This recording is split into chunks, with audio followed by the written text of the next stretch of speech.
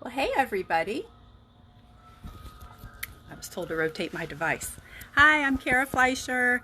I am here to do our green drinks live from my porch. We are all practicing social distancing and trying to stay safe. So I am really excited to be with you. I was scheduled to do the green drinks many months ago, and so I'm the first I'm the guinea pig to see if we can pull this off doing Facebook Live. So I've got 3 devices and plenty of enthusiasm. So I hope that this works. We are starting at 6, but I do have some announcements beforehand, but we're just going to give a few minutes to let more people join. We only have a few minutes left, so I just hope you guys are doing well. I know it's been a really hard couple of weeks, a lot of scary news, a lot of really intense time for our country, and I just want you to know that groups like Sustainable Tallahassee are still working, and it has helped me to focus back on some of my advocacy so I can take my mind off of some of the really hard stuff out there. We're home, we're safe. I've got my 2 kids and both sets of grandparents right here on our cul-de-sac. So I've been busy making food for everyone, and I'm definitely trying to get outside every day. Luckily, we've had gorgeous weather. So that has been great. And I really hope that you are doing the same. I know that it's really, hi Peggy. I know that it's a challenging time. Never in my lifetime have I thought about being nervous about having to go get groceries. I know you haven't either, but so it's a change for everyone. But I hope tonight is going to be kind of a little feeling of, sharing some information, and answering some questions, and maybe a little bit of return to normalcy, just for a little while. Let's talk about climate action. Let's talk about this issue that we really care about. It is green drink, so I hope that you have your favorite drink. I've got a bubbly raspberry that I'm about to pop, and just enjoy this beautiful evening out here on the porch. It's breezy. I guess you'll hear my wind chimes going. I didn't think about that. But cheers. And we're going to just hang out and wait a few minutes for some other folks to join us. So write me some notes. What are you guys drinking? Where are you? Where are you watching from? Tell us what's up. Hi, Damien. Glad to see you. Here I am on my porch, enjoying my bubbly. So, as I was saying, this is our first green drinks on Facebook, and it has been really fun to think about how we can still bring green drinks to our members, even in this time of being isolated at home. And I've been a member of Sustainable Tallahassee for 4 years, and I really am so proud of all the stuff that this organization does. So it's really an honor to be able to be here with you guys tonight and talk a little bit about my time in Madrid. Hi, Kim Ross. What you drinking? I have a bubbly sparkling water raspberry. So it is green drink, so feel free to get your favorite drink and get comfortable. We are here on my porch in Northeast Tallahassee. It's a beautiful evening, nice and breezy. So just excited to be here and to share a little bit about my trip to Madrid in last November and beginning of December. And it was for the COP25 climate conference, and I learned a lot. So I'm happy to share with you all. We're just going to wait a few more minutes to see if we get some more folks joining in. And then whenever Rosa thinks that it's time, we'll go ahead and get started. But I do have some announcements that I wanted to share, and I can probably go ahead and do that. We wanted to be able to share what's going on and what the thoughts are from Sustainable Tallahassee. So your director, Damian Pasquarelli, love that name, he wrote some text for me to share with you all. He said that simply he wants to share well wishes and to stay safe during COVID, to keep healthy and support your immune system. Also, to consider a farm share to support our local food system, or to visit Red Hills online. It's a great way to get organic vegetables delivered to your door and to support our local farms. So it's a great idea. Also, he wanted to say thanks to the community co-op who will be rounding up for Sustainable Tallahassee in April. So thank you, community co-op. He also wanted us to share about all the great things that Rags to Bags has been doing, about making face masks. And I have another message from Peggy that I will share in just a moment. He says that we will continue to use Facebook Live and Zoom for our community meetings. And hello to Connie and Sue who just joined us. Just doing some announcements from the director of Sustainable Tallahassee, Damian. And so Damian says to make sure that you visit the website calendar to stay informed, to see what's still happening. There's a lot of people that are still engaged on all the important issues that Sustainable Tallahassee is involved with, and definitely there's going to be a lot of chances to still be involved even though we're not meeting in person. Luckily we have Zoom and Facebook Live and technology and all kinds of ways for us to continue our important work. Okay, so the message from Peggy Sanford about what the Rags to Bags group has been doing, she wanted to make sure everyone knew that they are continuing with the drive-through face mask pickup and delivery this Thursday from 11 to 2 in the back parking lot near the office of Faith Presbyterian Church.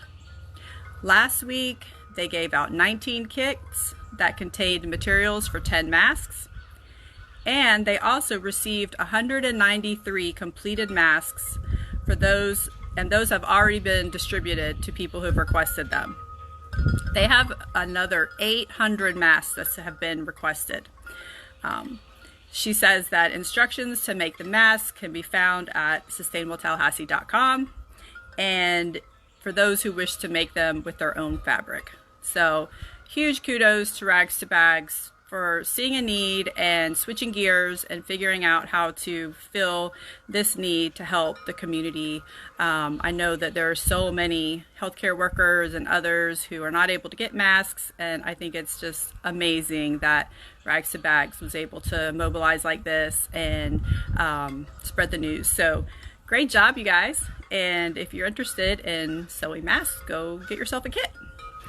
So that is what we have for announcements. If anyone else has any announcements and they'd like to put them in the message box, I'm happy to read them. But if not, I'm going to look at getting going on the presentation. Now, like I said, I have 3 devices I'm juggling here, so please bear with me if at first it doesn't work exactly right. I did have a test run, so let's see if we can get this right. Okay, I'm going to thanks, Kim. Yeah, we have the chimes going because it's nice and breezy out here, so that's a plus. Okay, I'm gonna go ahead and get this set up. Turn this around so you all can see, not my hand, my screen. Okay, turn around. Okay, there we go. Technology. Fun, fun, fun. Okay. I thought it would be helpful to have the screen. Not sure. Is that backwards for you guys? I think that might be backwards. All right, let's do it this way. Sorry, technical difficulties. Okay, there's the screen. We got it. And on my other computer, I'm going to get the notes.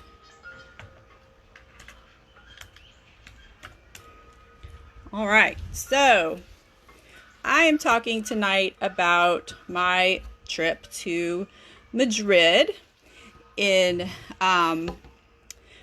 back at the end of November and early December. And originally the conference, COP25, it's the United Nations Conference on Climate Change. And originally it was going to be held in Chile. And that's where they had been working to put that on for a couple of years. And then a month or two before the conference, they had a lot of social unrest and they had to back out. And so luckily Spain very graciously offered to co-host and offered their enormous conference center, and they stepped in and really did heroics to be able to change the location. Now, it did hurt some people who had already planned to go to Chile, including a whole group of college kids who were doing an advocacy called Sail to the COP, where they were literally on a boat sailing to Chile when it was switched and they weren't able to turn around. So that was frustrating. But we did get to see them from the COP live during one of the presentations. So that was pretty cool. But most people were able to adjust, and it was actually the highest attended COP ever with 35,000 people. So it was a pretty impressive event. Now, I went as a Christian observer. I applied for a program that 22 people worldwide were selected for, of creation care leaders. And it was put on by other creation care leaders who had been to the COP before and who felt that it was a great opportunity and wanted to help empower others to go. So what does COP stand for anyway? It stands for the United Nations Framework Convention for Climate Action. Well, that's the UNFCCC. They sponsor the annual convention of parties called COP. So that has been going on for 25 years. That's why it's COP 25. And a climate observer is a non-party stakeholder or observer. And only governments are parties to the Paris Agreement, but the UNFCCC recognizes that others have a lot at stake as well. So nonprofit organizations like the ones who sent me are given observer status, and they're allowed to participate on a limited basis. Okay, so here's a picture of our group, and this was all of us. We overlapped for one weekend, and then we shared the credentials for, so we each went for 1 week. So it was 11 the first week, 11 the second week. And it was really great. It was amazing for us to be able to be with creation care leaders from all over the world.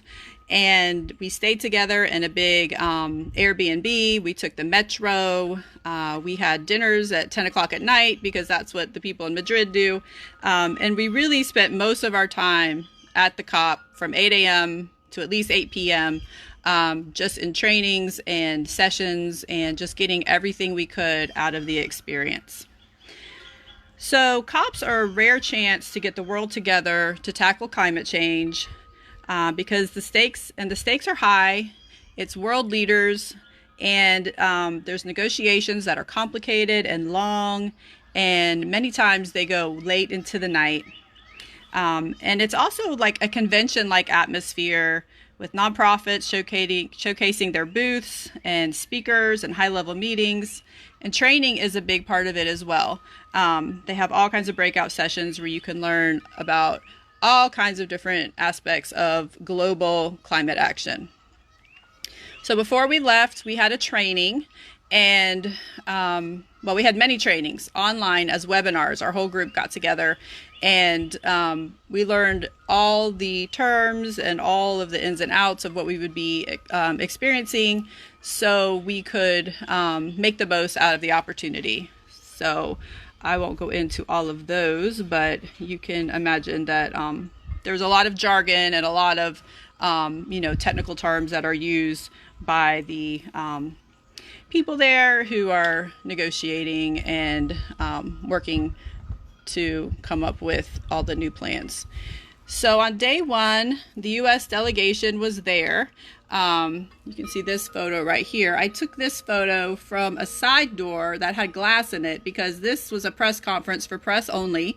And Nancy Pelosi was speaking, and I remember a lot of people were there looking at first, and then they kind of peeled off. But I was actually able to hear them because I was really close to the door, and I heard her saying that we are still in, and she was very animated, and she was wearing this bright coral suit, and it gave me a lot of pride because our group felt the loss of not having a positive U.S. presence there because President Trump pulled out of the Paris Agreement. She also said that the USA was pledging to be 100% carbon neutral by 2050. And then she said that we will be addressing this crisis in 3 words: science, science, science. Well, maybe 4, science. And the room laughed. So it really was great, at least to see some Americans at the COP, because we were the only country that didn't have a booth or a strong presence there, or any presence. And then the Florida representative and the Select Committee on the Climate Crisis chairwoman, Kathy Castor, spoke and said that her committee was coming up with a bipartisan report. And she reminded everyone that there's urgency and the time for action is now. So that was great to see the Americans taking a stand. And what was really so surprising was the whole delegation came out of the door right where I was standing. And so at that point, I was able to meet Nancy Pelosi. And I told her I was from Florida, and she said, hey, you need to talk to Kathy Castor. And so I was able to have a conversation. Kathy actually put her bag down, and she and I talked for about 15 minutes about what we're doing here in Tallahassee. And she definitely is very supportive and wants us to help her when she does things at the Florida Capitol. So that was a really cool connection to make.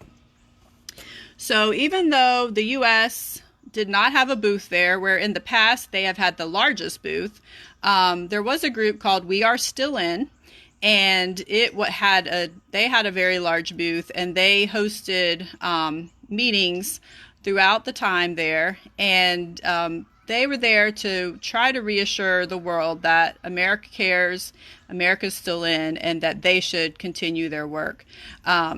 And so it was 50% of the GDP of America has signed on to We Are Still In. And that includes over 1,500 companies, over almost 200 mayors, over 300 universities, and 9 governors, plenty of very powerful groups and people were there to encourage other world leaders that the U.S. is on track. And their point was that some states and cities have really advanced their climate action maybe more than ever, because they knew that nothing was happening at the federal level.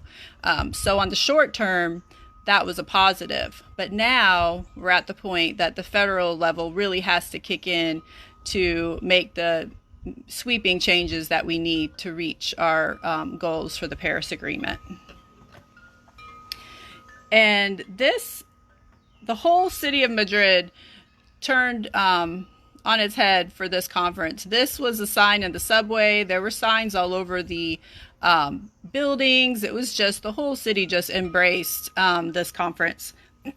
And a large focus of the conference was loss and damage, which is a term referring to the places that are already suffering from climate change, and how they need the help from the wealthy nations. Okay, it's hard for me to sip this bubbly. Hold on a second. Okay. So the global south is suffering from impacts of climate change.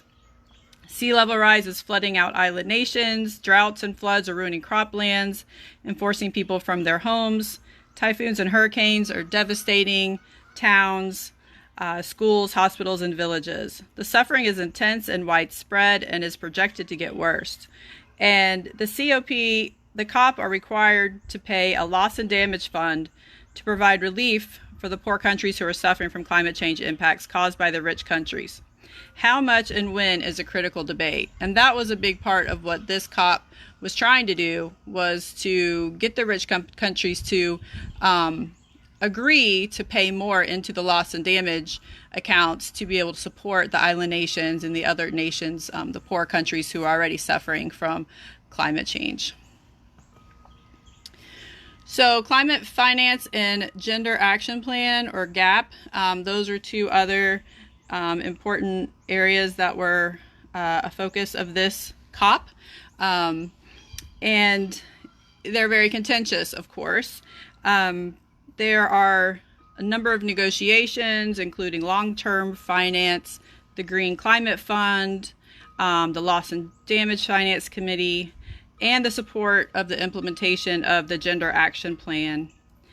Climate action will not be possible unless climate finance is made available and accessible for developing countries, and all parties are expected to develop ambitious national climate pledges and announce them in 2020. The Gender Action Plan was actually a bright spot of this COP. It's also called GAP, and it includes 20 activities to empower women, to bring them into the climate movement and to be part of the decision makers. And those are capacity building, knowledge management, communication, gender balance, coherence, gender responsive implementation, and monitoring and reporting. So recognizing that gender plays a large role in the climate crisis and taking action on it was a big part of this COP. I was able to meet some amazing people while I was there. These are two indigenous members of Seminole tribes, and the young lady on the right, this is Vahali Frank, and she was there on behalf of the All Our Children's Trust lawsuit, and she's from Big Cypress Reservation in the Everglades. She started with the suit when she was 15, and she is fighting to hold the state accountable for causing climate change by not having a plan to reduce greenhouse gas emissions. I met Reverend Shaban Colonel. He's a Native American climate activist from the Seminole tribe, and he's also is with the United Methodist Church. And he had some very moving words in one of the sessions that I went to. He reminded us that indigenous people lived on the land called the United States for over 16,000 years without doing it any harm. The Seminole people's respect for their place in the whole cycle of creation brought them to understand that we are not stewards of the Earth Mother, but the Earth Mother is the stewards of us.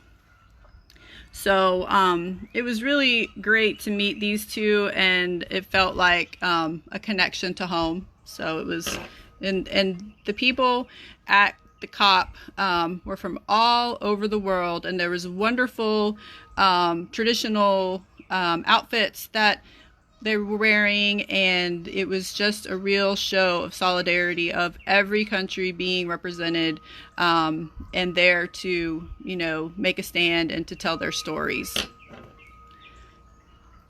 I was able to attend a faith leaders meeting with the U.S. delegation, and it was a lot of senators and representatives from the U.S. who support climate action. And we learned that they need to hear more from us. They're not hearing as much from the faith community as they would like. And overall, they just really need our support on climate action, policies and proposals. So it was great to have them at the COP. We got to meet George Marshall, who is a climate communicator. He did a private session for our group because he knew the leader of our group, so that was really cool. Highly recommend his books. Don't Even Think About It, Why Our Brains Are Wired to Ignore Climate Change, and a couple of other ones as well. So he said that his research shows that most people are accepting that the weather is changing and climate change is happening. The next step is to engage about how to prepare and protect the places and people we love. He also felt that sharing our own perspectives with mutual respect about climate change with our friends, families, and churches and business circles is the best way to plant the seed of understanding that will continue to grow. So I think that was really good advice, and as climate communicators, we can all do that, to talk about it and to be respectful and to plant the seed so people can, expand their understanding, on their own time, because it is a difficult topic to tackle. So this is an example of the China Pavilion. It was huge. This was just one part of it. And so often we hear, well, what about China? Well, I learned there that China is leading the world in renewables and will start implementing a carbon tax next year. So the real question is, what about the U.S.? We learned that they're taking important steps to reduce greenhouse gases, and the engagement by the other countries truly was inspiring. As I mentioned, the U.S. did not have a booth.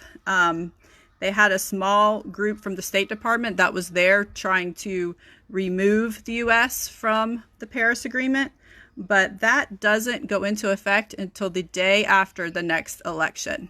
So if you want the U.S. to be reinserted into the Paris Agreement, it's really important to research the candidates and find out where they stand on climate action and be a climate voter. Which leads me to this slide. So Greta Thunberg was at COP25, and I took this picture myself. I tracked her down. It was a little bit of a nerve-wracking experience for me to see her surrounded by so many people. It proved to me that she really is just a girl doing this. She doesn't really have handlers. She was just surrounded by her friends. This was after a demonstration that they did in the hall, and she just got surrounded by reporters and really couldn't move. And she also got Person of the Year during this period, so it was really exciting to have her there. And so she, her story that, she was just one kid who was worried about the earth and took it upon herself to start doing climate strikes. And she really just electrified the world. And it just goes to show that, we all have a role to play, and we all can use our voices for good.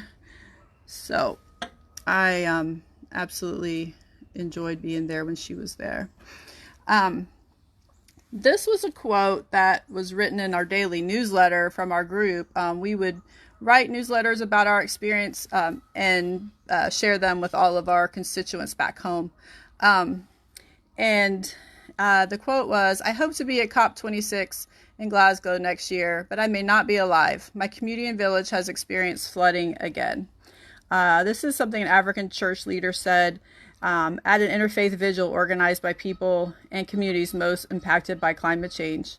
I think that's what was so incredible about being here is being at COP25 is the people who were on the front lines were there, and they were speaking out, and they were just really pleading for the other countries to help. And it was heartbreaking. The accounts of lost homes, lost communities, missing and unaccounted people.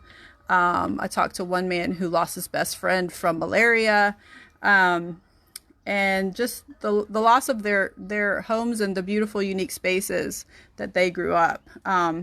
And so it really did bring it very close to home that this isn't something in the future. This is happening right now. One thing that we did was we joined the Madrid climate march of 500,000 people. It was quite intense. It was like a street party. It started at like, I think 8 p.m. And there were bands on every block, and it was loud, and everyone had signs, and it was just really just this huge street party. And then they all marched to see Greta. So I actually ducked out at one point because the Black Bloc anarchists showed up, and then the Madrid police showed up in force, and it was kind of a crazy moment. So yeah, I had to duck out after about 45 minutes of marching and went to dinner because I'm a mom and had to stay safe for my kids. But no one was hurt. Everything turned out fine. But it's just a reminder that, you know, sometimes when you're out there, you put yourself out there. So, but it was incredible being with all those people. So failures and successes of COP25. Let's see if I can get that bigger. The Global North failed to make progress on loss and damage funds that are critical to the Global South. And so COP25 really was seen as more or less a failed COP, unfortunately. But this one success was the Gender Action Plan. Also, the youth and indigenous voices had a seat at the table for the first time. They were really taken seriously. The IPCC report on oceans and lands came out. The 1.5 degree target was considered much more strongly than the 2 degrees that had been floated before. The largest COP attendance of 35,000 even after the location change. The largest COP climate march at 50K. And reported failure of the COP25 may mobilize people to act at COP26. So COP26 is going to be in the UK, but it's a big question mark. There's a lot of, questions about what's going to happen with this pandemic, if it's going to be clear to have this in November. But also there's a lot of concern about canceling it because this is the year that the Paris Agreement is supposed to go into effect. And so the idea now is to not cancel it, to keep business as usual, and to cross our fingers that it's going to be able to happen. So if you would like to go to COP26, you need to get with a nonprofit and try to get some credentials. Sometimes it'll take up to a year to get approved, but I would say it's a pretty amazing experience, and it really was worth it for me. So that's my presentation on COP25. Now I would be happy to take any questions that you might have, and or just any thoughts you have in general about climate action, worldwide climate action, or the COP. So I'll hang out for just a minute and have a sip of my beverage.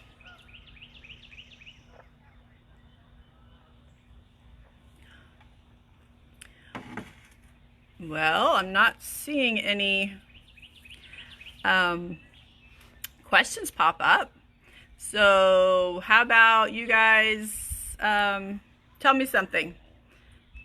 Tell me something. Tell me what your... Yes. Glasgow, Scotland. I want to say it says Ireland. Is that the same one? Should know that. So yeah, it says Ireland. I assume that's the same one. Yeah. So, yep. And I had a real issue with the flight, and I've tried to not fly at all, to try to reduce my carbon footprint or really minimize my flying. But I did do the carbon offset with Sustainable Tallahassee, so I felt like at least I did that. But really what I gained from it, with my understanding of global climate action and the connections I made to continue my advocacy, was really just priceless. So that is something we always have to weigh when we go to these conferences. So I have asked Green Faith if they would be willing to share one of their credentials with me, and they said that that sounds like that could happen. So I don't know for sure if I'm gonna go, but I certainly am interested. Although now with the pandemic, I'm being really careful because you know, some family members have health problems, and so it's all up in the air right now. But I would love to have the experience again. So, island nations being impacted. Did I meet any of Florida's closest neighbors? Got a little motorcycle riding by right now. I'm trying to remember. I know that I met a lot of islanders, but they were more from the Pacific. And there were a lot of Floridians there, too. And, you know, but I can't remember anybody specifically, like if you're talking about the Bahamas or islands close to us. Let's see, what can we do to change agricultural practices so we can sequester more carbon in the soil? I actually went to a breakout session about farming because I was really interested in carbon sequestration, and it turned out it was really a session on how the Green Fund is supplying farmers with grants to be able to change their practices worldwide. So one of the big issues with farmers is when they're experiencing drought, you know, they don't have money to be able to sustain staying in business. So they end up closing their farms, and you know, these are just small farmers that are just really supplying food for themselves and their communities. So the Green Fund will provide grants for these farmers to make it through the hard times, also to practice more sustainable farming practices. I believe there was cover crops and you know, the sustainable practices that you know, sometimes we may not realize what's going on in other countries, but you know, water is extremely short supply, so they were getting some drip irrigation and things like that to really help them conserve their water.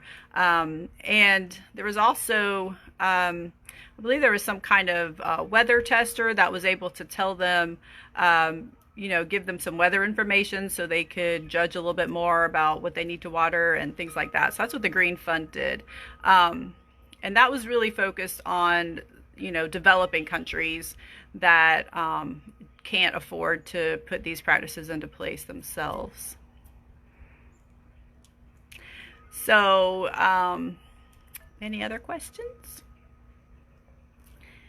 There is so much information out there. You can go to the UN website and read all about, you know, their different breakout groups. There's also a group called CAN, Climate Action Network, and they are so immersed in the global climate action. So I think that it's really, there's a lot to learn. You know, I felt like I was immersed in it, and I'm just still learning so much. So, but it's very exciting for me to see how seriously the rest of the world is taking the climate crisis. Truly every country, almost the majority of countries were very engaged.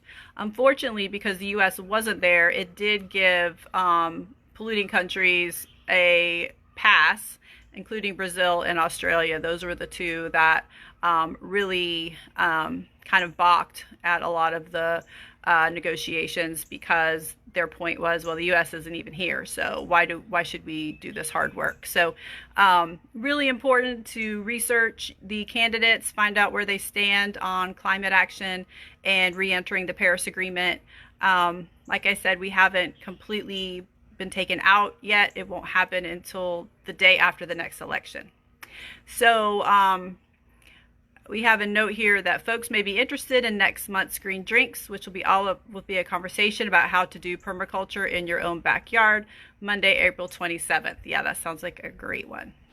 So very exciting. So I think that is a wrap. If anyone has anything else, just let me know.